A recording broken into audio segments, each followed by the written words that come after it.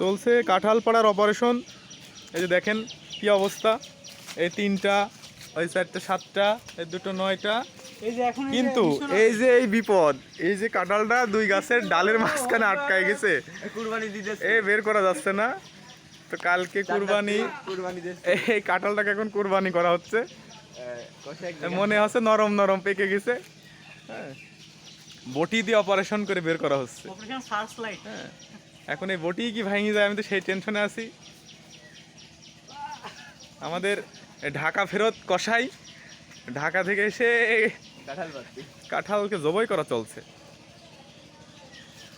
দেখা যাক কি হয়। গাছে আর কিছু আছে, ওই প্রায় শেষ।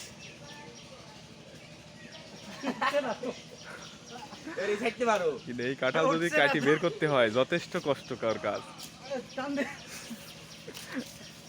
জয় ধরে আটায় আটকা গি। আমাদের চলে আসছে আমাদের আইফোন ম্যান।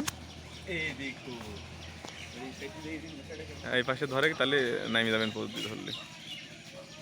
হ্যাঁ, আর একটু ডাউন কর, নিচে কর, নিচে কর। হ্যাঁ হ্যাঁ, এবার আস্তে আস্তে আস্তে আস্তে পোষা।